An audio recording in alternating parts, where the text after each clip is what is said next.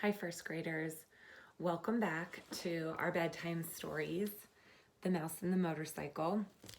We left off last night on chapter 4 with Keith, the little boy who's staying at the hotel, and Ralph, the mouse, finding one another.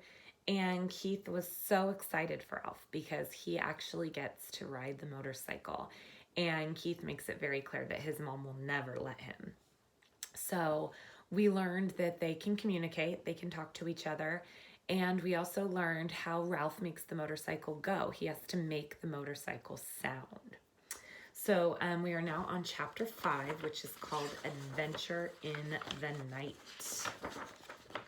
Okay, and this is sort of another long one, so you're going to have to bear with me, but it does have some pictures.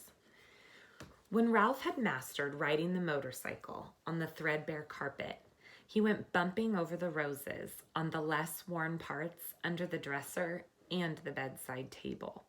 That was fun, too. "Hey," whispered the boy, "come on out where I can see you." Brrr. Ralph shot out into the moonlight, where he stopped, sitting jauntily on the motorcycle with one foot resting on the floor. "Say," he said, "how about letting me take her out in the hall? You know, just for a little spin to see how fast she'll go." Promise you'll bring it back?" asked Keith. "Scout's honor," answered Ralph, who had picked up many expressions from children who had stayed in room 215. "Okay, I'll tell you what," said Keith. "You can use it at night, and I'll use it during the daytime. I'll leave the door open an inch so you can get in. That way, you can ride it up and down the hall at night." "Can I really?" This was more than Ralph had hoped for. "Where do you want me to park it when I come in?" he asked. Someplace where the maid won't step on it," answered the boy. "That's easy, under the bed. She practically never cleans under the bed." "Yes, I know," agreed Keith. "I looked there. A lot of dust mice back there." "Please." Ralph was pained. "Oh, sorry," said the boy. "That's what my mother calls bunches of dusty fluff under the bed."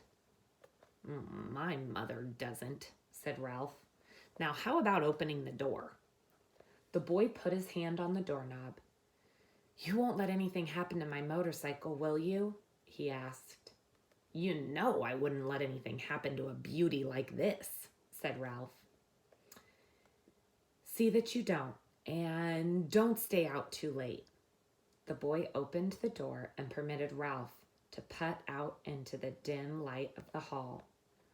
Ralph had a scary feeling he was on the threshold of adventure. There were no beds or chairs for him to dart under in case of danger. The floor creaked.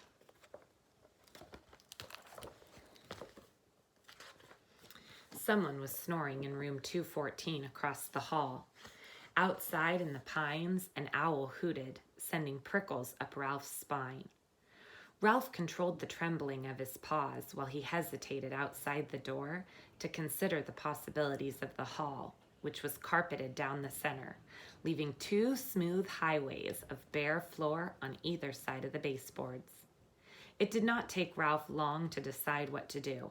He picked up his tail, took a deep breath, bent low over the handlebars, flattened his ears, and sped down the straightaway as fast as the motorcycle would go.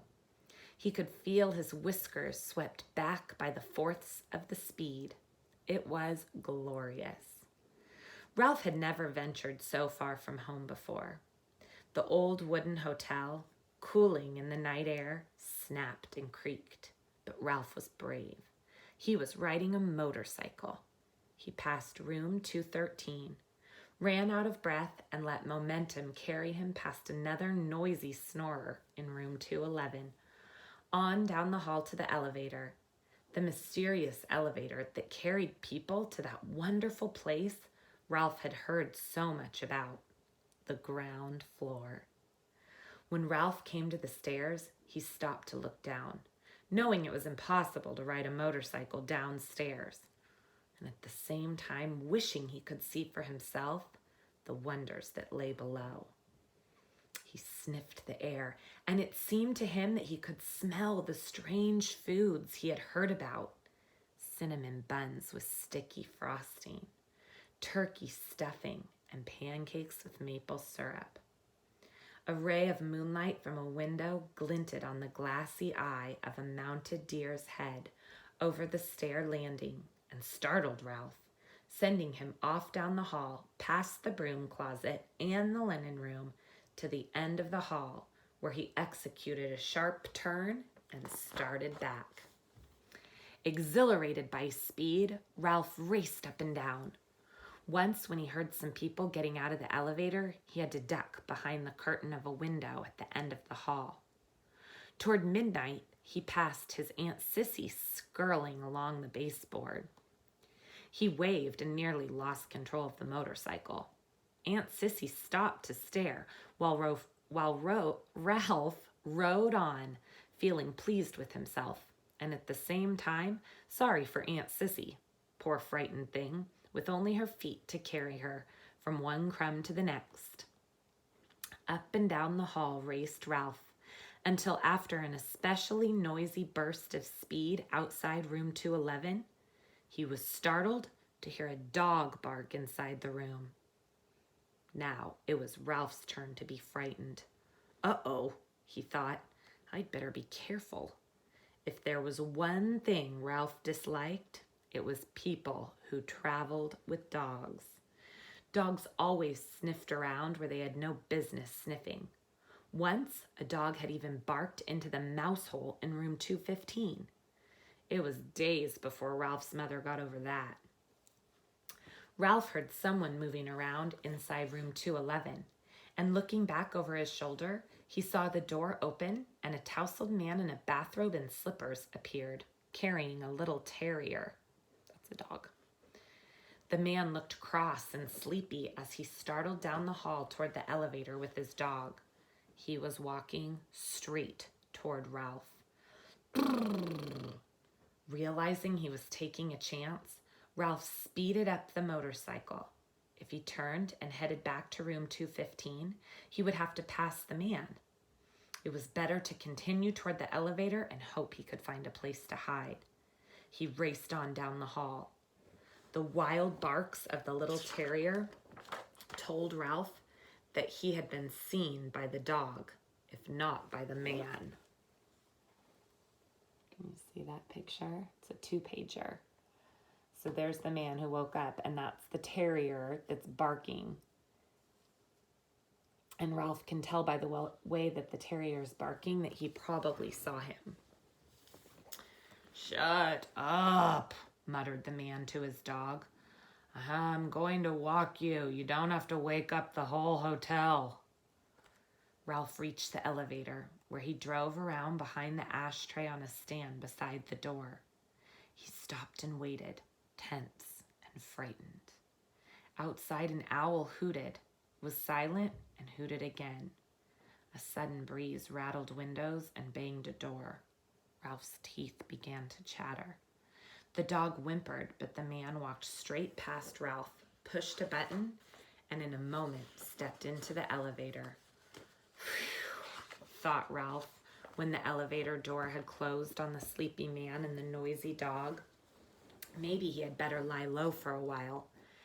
In a few minutes, the elevator returned to the 2nd floor. As the man stepped out, the little dog looked over his shoulder and spied Ralph parked behind the ashtray stand.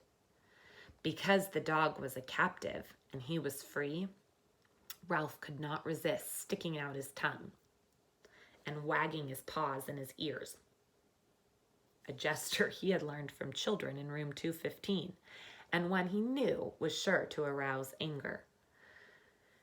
Let me at him, barked the little terrier. Cut it out, grumbled the man, fumbling for the doorknob of room 211, while Ralph, a daredevil now, rode in a giddy circle around the ashtray stand. He had a feeling of cockiness he had never known before. Who said mice were timid? Ha!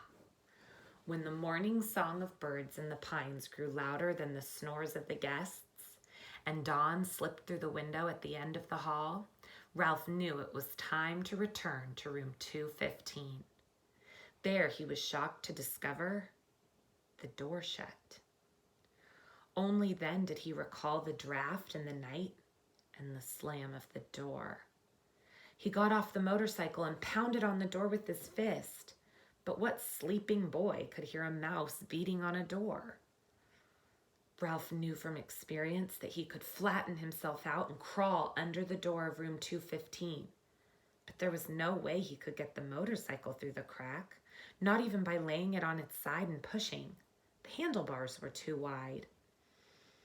Ralph dismounted from the motorcycle, sat down, and leaned back against the baseboard, prepared to guard the motorcycle until Keith awoke and discovered the door was blown shut. He was tired after a night of such great excitement and full of dreams. Now that he had seen the hall, he could no longer be satisfied with room 215. It was not enough. He longed to see the rest of the world, the dining room and the kitchen and the storeroom and the garbage cans out back. He wanted to see the game room where he had been told grown-up people played games with cards and balls and paddles. He wanted to go outdoors and brave the owls to hunt for seeds. Ralph, a growing mouse who needed his rest, dozed off against the baseboard beside the motorcycle. After the experiences of this night, he would never be the same mouse again. The next thing Ralph knew, Matt, the bellboy, was standing over him. "Aren't you out pretty late?" Matt asked, causing Ralph to jump to his feet, even though he was not entirely awake. "You should have been in bed long ago, but I suppose you were out till all hours speeding around on that motorcycle." Ralph had seen Matt many times, but this was the first time the old man had spoken to him. He was astonished to discover they spoke the same language. Even so, Ralph stood in front of the motorcycle. Anyone who tried to take it away from him would have to fight Ralph first. "Nice little machine you got there," remarked Matt. "Kinda wish I was young enough to ride one myself. Must be fun speeding along, making all that noise." Ralph realized that Matt was a friend. Say," he began, "how about helping a fellow out?" "Sure," agreed Matt. "What can I do for you?" "Open that door a crack. Just enough so I can ride through. I promised the boy I would park his motorcycle under his bed." "Good place," said Matt. "The maid never cleans there if she can help it." Very quietly, he turned the knob and opened the door just enough for Ralph to ride through. Ralph bumped up over the edge of the carpet, swung out around the wastebasket and the bedside table, and was about to drive under the bed when... "Eek!" screamed the boy's mother, who was standing in the doorway between 215 and 216 in her bathrobe with her hair up in rollers.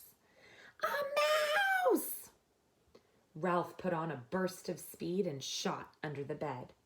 "Where?" asked the boy's father, coming in from room 216. "Under the bed."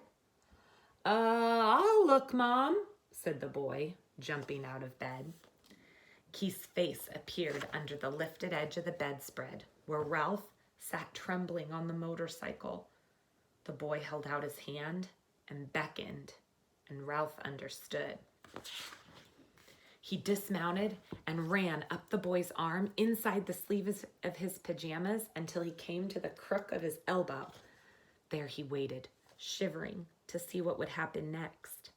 Down at the end of the sleeve, he could see the boy's fingers close around the motorcycle.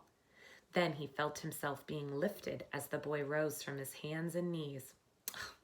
"It's just my motorcycle," Keith said. "Yes, that's it," agreed his mother. "The door opened and the mouse rolled in." The boy's father began to laugh. You are still dreaming." "But I'm positive," insisted the boy's mother. that you saw a mouse on a little red motorcycle, finished the boy's father, and laughed even harder. Well, you make it sound so ridiculous, objected the mother.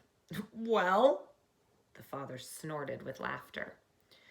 Oh, well, perhaps I was dreaming, admitted the mother reluctantly, but I know I saw a mouse. I'm positive, and I'm going to report it to the management. I knew the minute we moved into this spooky old place that it had mice. Oh, now I've done it, thought Ralph inside the pajama sleeve. And that is the end of chapter 5. So next chapter is called A Peanut Butter Sandwich. So this chapter had a lot of action in it. Ralph got to ride his motorcycle around at night. We learned that he really wants to get down to the ground floor. He is very curious about all those smells of all the different kinds of food that he's heard about. And he kind of waited too long because the little boy said he'd leave the door open an inch, but in the middle of the night, the door had slammed shut. And so then he needed Matt's help to get back in. And now Keith's mother thinks that she saw the mouse, even though Keith's father thinks that she's crazy. So we'll have to see what happens next. Chapter 6 is called A Peanut Butter Sandwich, and we will read that one tomorrow night. So good night, sleep tight, don't let those bed bugs bite, and I'll see you tomorrow. All right, I miss you and I love you, and good night.